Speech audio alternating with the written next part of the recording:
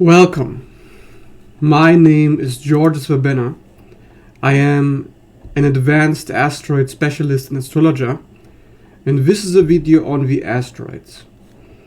And in this video you will learn what asteroids are and how they function in your natal chart, so you can learn how to read them in a way that pretty much nobody else teaches, because nobody understands them. But I do. So if you really want to know, if you really want to get away from the mainstream and get to some cutting edge information, this is for you. But even if you're a beginner and you just want to understand what the heck is this that I'm looking at, this is for you. Because if you go online and you look up, okay, how do I read this asteroid? How do I read this Pallas on my ascendant? This Pholus on my Mars, this Lilith on my Moon. You'll have a very, very hard time, to say the least, to find anything, even a remote, basic explanation. So let's start at the bottom. How do you read an asteroid? What is an asteroid, first of all? An asteroid is a fragment of a planet. You see, an asteroid is a rock. It's not even a planet. So you cannot read it like a planet. If you try to read Chiron like Jupiter, you're going to be confused. If you try to read Lilith like the moon, it's just not going to work. Because asteroids aren't the building blocks of your personality. They are archetypes.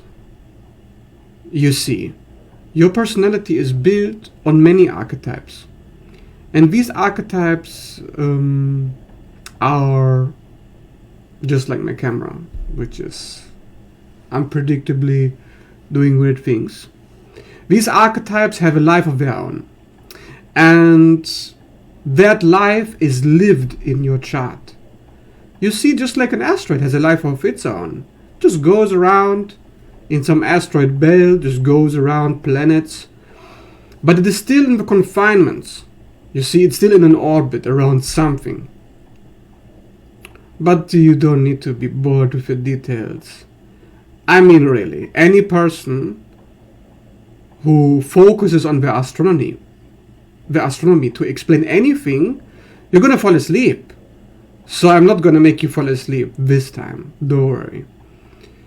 You see, we need to even get away from all these physical explanations. They're not helpful. Yeah. If you are a Virgo person, which I hope you're not, and you're going into astrology with a Virgo mindset, get that mindset right out of here, quick, because that's not how you read astrology. Astrology is a science of archetypes. It's psychology. It's occult, esoteric, spiritual. Not Virgo. Yes, you use it with Virgo tools. You use numbers? Yes. You use degrees? Correct. You use categorizations, 12 signs, 12 houses, you get so and so planets. But the Virgo brain breaks down the moment you realize that there are more than 22,000 asteroids in the solar system.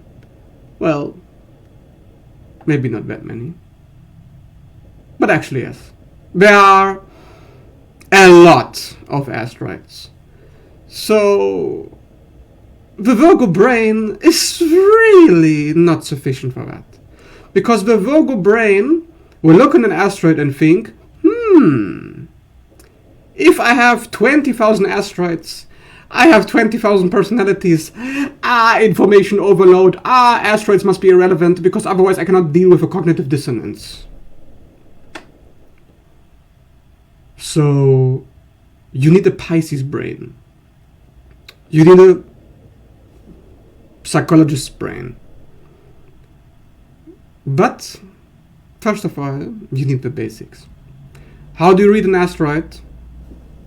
Number one, it must be within a 5 to 8 degree orbit. According to Dimitar George, you can use a 10-degree orbit. If you want to, you can. I don't see a problem with that, but it's a bit far, 10 degrees is a lot for a very tiny little rock. But then again, Virgo brain out of here, it's not about the size.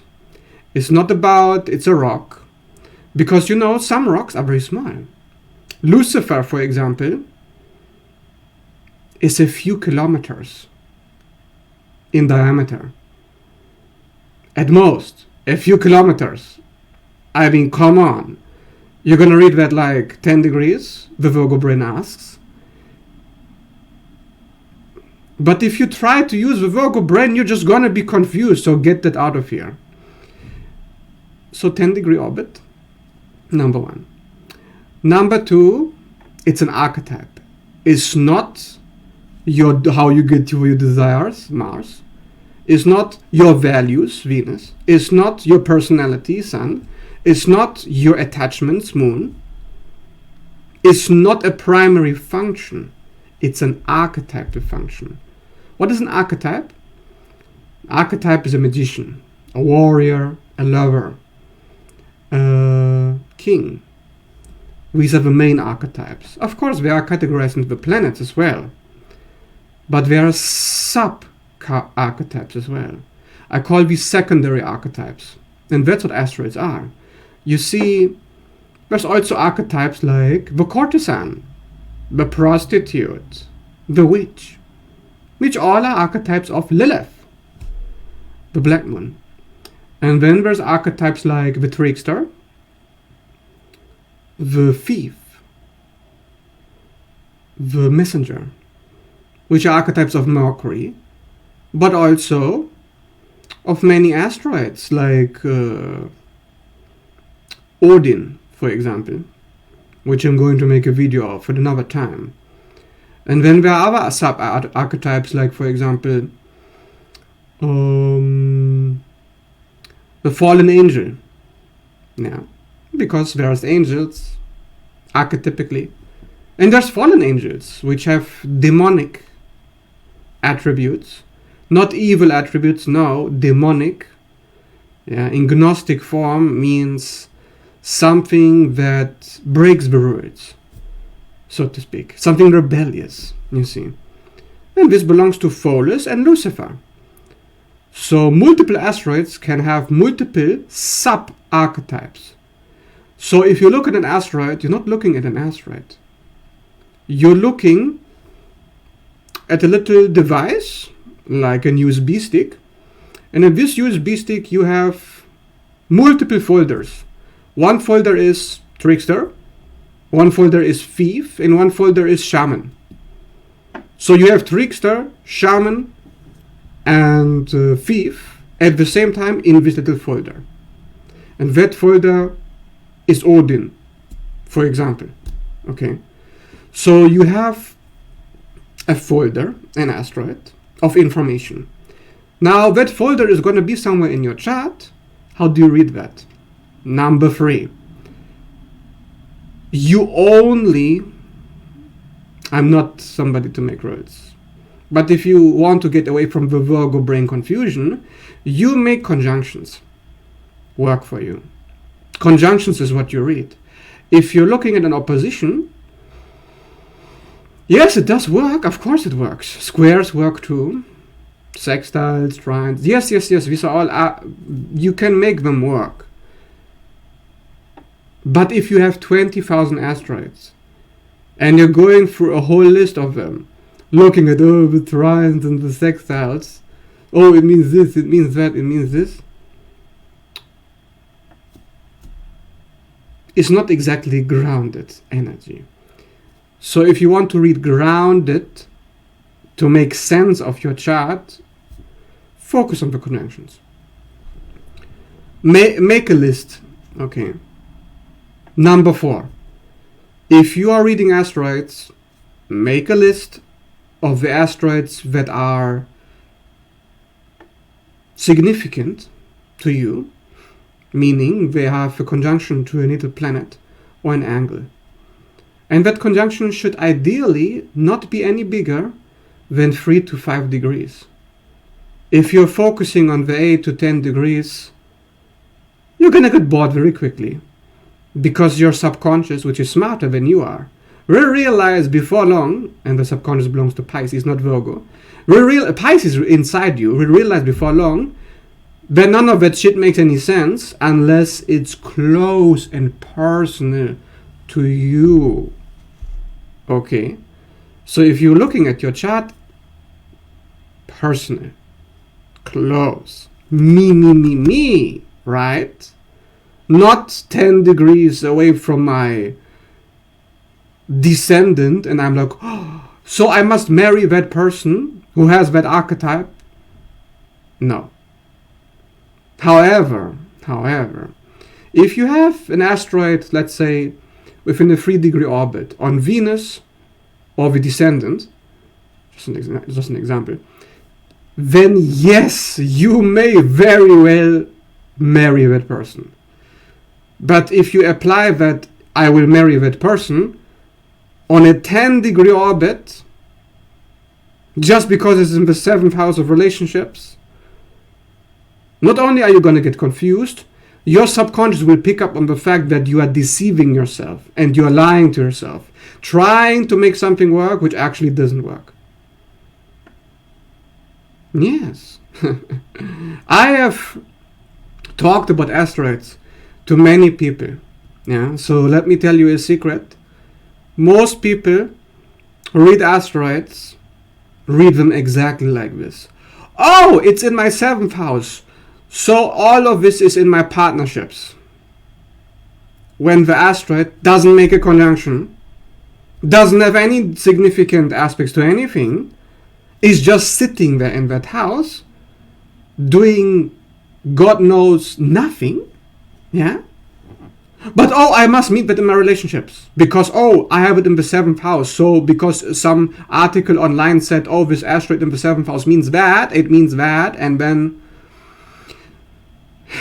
yes, my child, yes, I understand. It does mean that what it says in that article that you read online.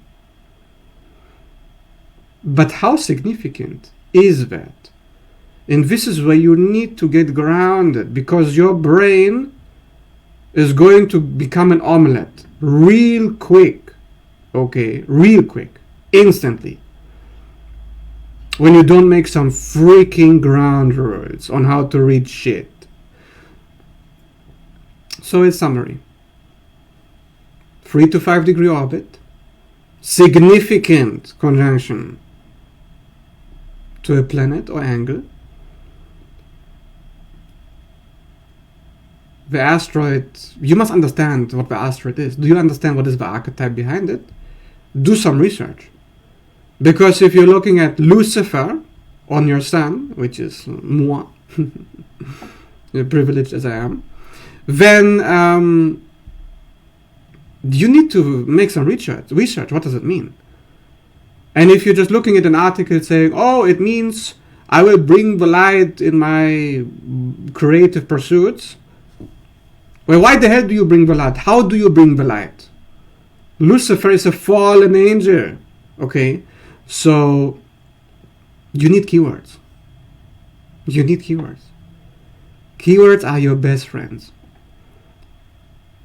So here's how you go into your chart. Little exercise.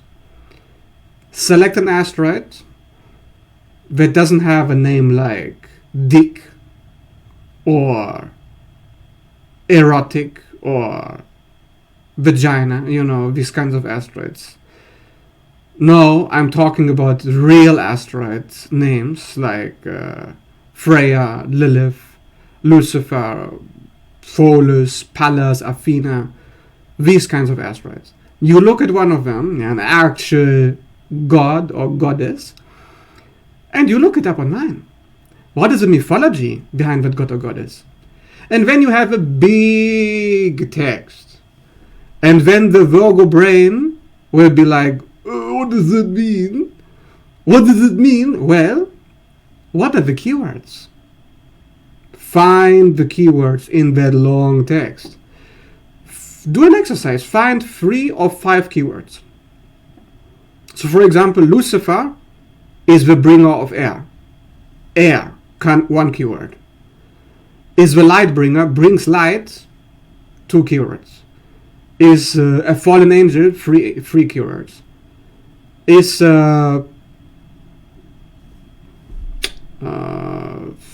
what else? Is a trickster, 4 keywords. Is a freaking rebel, 5 keywords. And is God's favorite, 6. Yeah? You could do this for any asteroid, any archetype. You could do this for Lilith as well. She's a witch. She's a prostitute. She's an exile. She's an outcast. She's dark. She's feminine. You know. So then you have another list of keywords. Now you look at that Lilith, that Lucifer, that God knows who in your chart, and you say, oh, I have a prostitute. I have a witch. I have a little devil. I have a rebel. A God's favorite. Conjunction my Mars. Conjunction my Venus. Conjunction my descendant. Conjunction my midheaven. My career. Midheaven. My relationships. Venus. Descendant. My home life, my attachments, my bonding, what I need in this life to embody the moon, you see. Or the ascendant, my identity, my physical appearance. You know, if you have Medusa, like I do, on the ascendant, then don't be surprised if people are scared of you. And people look at you like you're freaking, like you're a monster, and they call you, oh, you're so dangerous, like people call me online. Don't be surprised. Because that's what it's about, you see. It's about finding out, what do people see when they look at me? What do people think? Who do they think I am? Who do you think you are? Is who you think you are in cosmic, objective, third eye ruled alignment with the chart? Do you see that little devil somewhere? Do you see that little prostitute doing some God knows what? In God knows what area, what house, what sign, how? Do you see that? And is it aligning with reality? So you ask yourself, well, this asteroid, does it come out to play? Has it ever come out to play? And if it's not coming out to play, but it's in a play position, Sun, Moon, Ascendant, or God knows what, in a 3-degree orbit, then I have to radically be honest with myself and ask myself, well, why is it not playing? What am I repressing? You must, and I mean you must, no, I'm a rebel, I don't believe in astrology, I don't give a shit about your beliefs. You must assume that this is the truth. When you look at an asteroid, is conjunction a prominent position, and you're not doing that. You're not being that. So if you have a prostitute somewhere, you could even have Freya, or you could have a nymph, like you could have Aphrodite somewhere, and you're not doing that, you're not prostituting, what are you doing with your life? Okay. So let's say you're not prostituting, even though you have a prostitute asteroid. Why not? Is the question, right? Why are you not the fallen angel? Why are you not the problem when you're supposed to be the problem? The answer is simple. The same reason why you could have Pluto somewhere, why you could have Saturn somewhere, why you could have the North Node, when it's clearly telling you do that thing, but you're like, oh, no, it hurts too much. It hurts my heart. I get into trouble. I don't want to be trouble. You're repressing. you're repressing, depressing, frustrating, blocking, withholding, hiding that asteroid. And then you have to ask yourself, okay, how can I bring it out? Well, the mythology shows you what the archetype looks like. Now the question is, if you have some kind of rebel rouser, badass asteroid of badassery, like I have so many, you have to ask yourself, well, is the badassery coming out? And if it's not coming out, what would it look like if I did embody that fallen angel, that prostitute, that witch, that trickster, that thief, that God knows what? Yeah. You don't have to be so dark, though many asteroids are. Like Chiron, the wounded healer, is still dark. Chiron, where am I a healer? Am I healing in this area? Or am I part of the shit show? Because most people are. Yes. If you have Chiron somewhere, and everybody does, in an asteroid, in a sign, in a house, and you're not healing, you're not helping people, you're not contributing to the solution in that area, then you know what the problem is and how to solve it. Is by becoming that archetype. So then you have to ask yourself, well, what did Chiron do to fix the problem? What did Lilith do to fix the problem? The fact that she was not allowing anybody to control her, going her own way. How did she fix the fact that she was exiled from the garden and she could never come back? How did Lucifer, fallen from the heavens, how did he fix the fact that he was now the scapegoat and the worst of the worst, the devil, literally? How the fuck do I fix being a devil? How do I fix being a defensive crone who doesn't let anybody touch her, if you have Pallas somewhere in the natal chart? How do I fix Orcus, if you have Orcus, like that I'm excessively loyal and I can't break any commitments? Well, why can't you break the commitments? Break them! Right?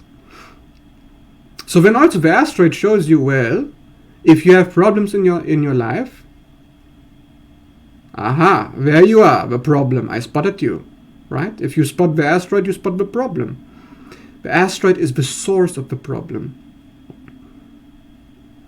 Specifically, it's your repression, your suppression of that asteroid, that archetype inside of you, that's causing it to mirror as above, so below. Because above you, in the sky, in the heavens, the asteroid is a fragment of the planet, meaning it's a fragment of your soul. That means you're split. You're broken. That part of you is broken. And that brokenness, if you have it prominent somewhere, that's where you do your shadow work. So shadow work is all the asteroids are about. And anybody who says, oh, I will do some deity work now. I have Apollo on my sun, so I will undress now, buy a lyra, and then I will have some men at my tent and have God knows what to do with them. That's not what you're supposed to be doing when you have Apollo in the sun. You're not supposed to sing music and have sex with other men. Yeah, it's not the function of the archetype, just because that's what he did in the story. Of course you may do that. And by all means, enjoy. But the fuck are you talking about if you think that that's what you're supposed to do? You're supposed to find out what was Apollo's problem. What was that asteroid's problem that I have in the chart? Why is that MF not working? Because 99% of the time, yeah, I'm not joking, 99%, if not 100%. For most people, let's say 90% of a human population, that asteroid is not really working in their favor. That asteroid is not doing what it's supposed to be doing. I have to say, unfortunately, we live in a mental asylum.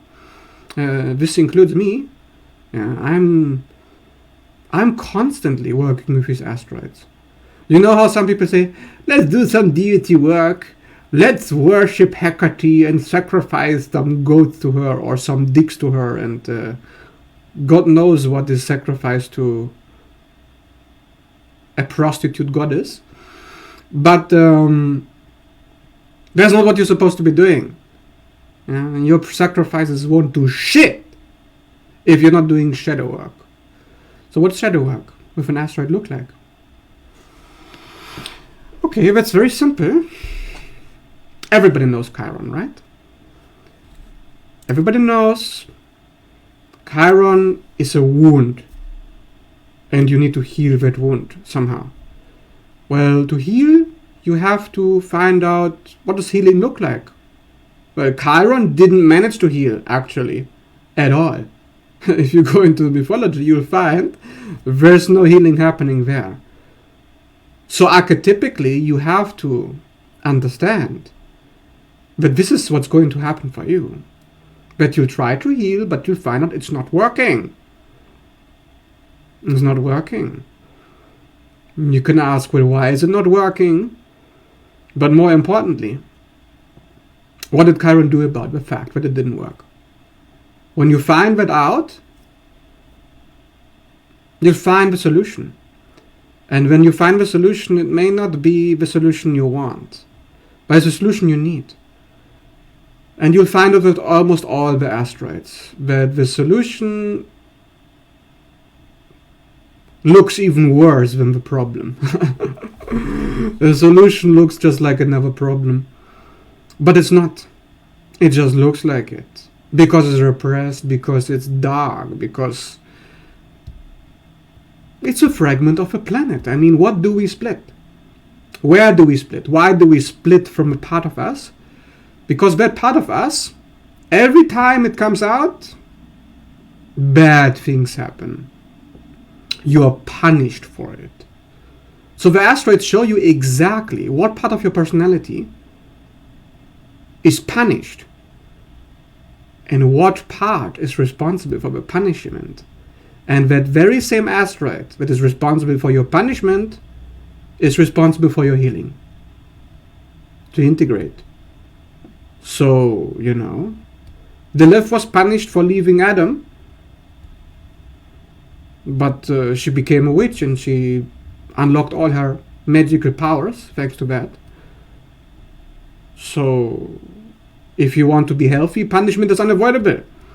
Chiron, he gave his life, he sacrificed himself, and he was elevated into the heavens to become the constellation of Sagittarius. So, death was his solution. Well, you need some death somewhere, maybe. And it's just like a malefic planet, an asteroid. This is not like big news. This is not me making things up. If you look at the outer planets, Pluto, Uranus, Neptune, which the Vedic astrologers are refusing to use because they're delusional, if you look at malefic planets, you realize they always bring problems. They always bring problems. The question is why? Because the consciousness is unusually high. Unusually subtle. I call it antisocial. Yeah. A malefic planet is something that is antisocial. An asteroid is something that most of the time, not always, I think, but 90%, is antisocial. Why is it antisocial? What does it mean? It means it's non-conforming. It means it doesn't conform to the group or the expectations that society is trying to push on you, to put you on a pedestal, to push you in a box, go 9 to 5, do this, do that. Well, if you're doing this and that asteroid, that outer planet, they're gonna be left in the dirt. Just like we're very far away in outer space and nobody's even paying any attention. Yeah, they're considered to be out of the game of the main players. The main players are Venus, Sun, Moon, Mars, Mercury. So now we're saying, oh, the asteroids are not main players because we don't like them, because we don't like ourselves, because we're fragmented, we're split just like the fragments. We're delusional. We are mentally ill as a society. So no surprise that most people hate on astrologers who do the asteroids. No surprise that people struggle with them. No surprise it's all about shadow work. Do you understand how asteroids work? Do you understand what we are about? It's a repressed archetype. I call them dark archetypes. I made articles about them before. I made articles, many, about Nessus, Pholus, Lilith. And I explained in these articles on Facebook and my social media that if you want to embody that 3-5 degree orbit little asteroid of yours, you'll have to be ready for the shit show. You'll have to be ready for the pushback, because they are going to try to punish you. They, who are they? The society, your friends, your family, everybody wants you to be pathologically, mentally ill. And the sooner you realize that, the sooner you can finally step out of the shadows, do some shadow work and get that asteroid out into the open, where it's supposed to be. Yeah, if you have that 3 degree orbit, that 5 degree orbit conjunction for a reason. It's not supposed to be in the background. Always exiled. Oh, I'm so unhappy. I'm a victim of society because society doesn't allow me to do that. Who gives a shit what society allows you to do? Do it anyways. So then you're antisocial. So then you're difficult. Then you're, like they call me, a people endangerer, right? Then they call you a narcissist, a sociopath. Why? Because you're no longer on a pedestal. You're no longer trying to deceive them.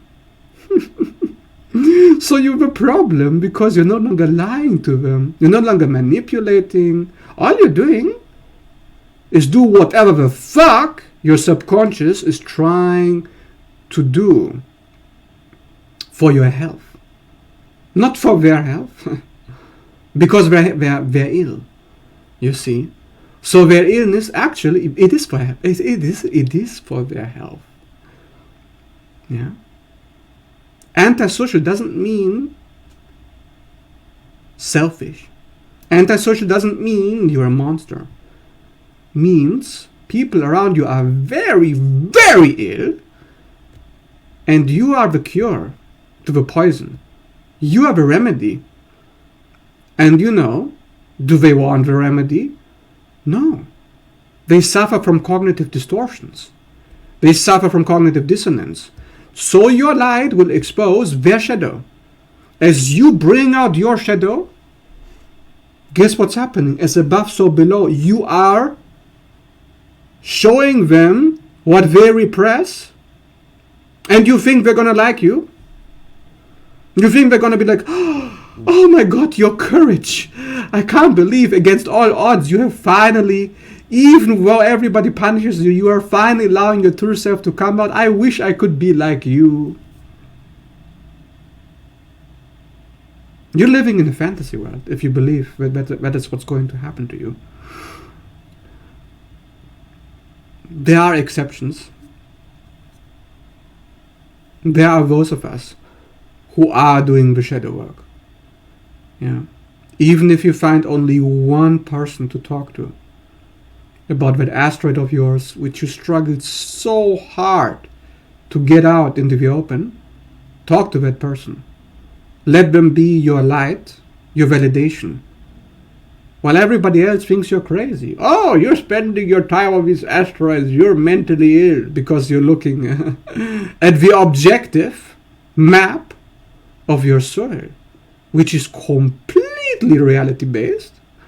Well, they are trying to gaslight you, to convince you that you're just taking yourself, which is the most important thing in your life, too seriously. So that's the kind of mental illness. You're completely surrounded by mentally ill people. So don't be shocked if this is for motherfucking hard work. It is. So if you are looking for a reading, if you are looking to better understand, okay, what do I do with this shit show in my chart? What does it mean? What is it about? Well, if there are some asteroids on my channel, check out what was asteroids that you have a connection to. I make videos about the asteroids regularly, so you can learn better about them. Yeah, I will make actually another video right after this. So if you're looking this live, I will make a video about Odin right after this one. So stay tuned if you want to know about that one. If you want to know about your chart period, reach out for a reading anytime.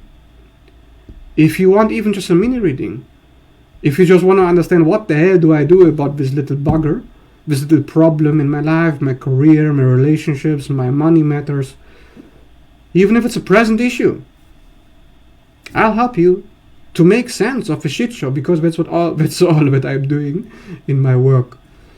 So if you like this video and you want more about the asteroids in the future, let me know in the comments below and leave a like, and a question if you want to have a request for a specific asteroid, because there are more than 20,000 and it takes time to research, and then I will make a video if I can. With that being said, thanks for watching and see you in the next video.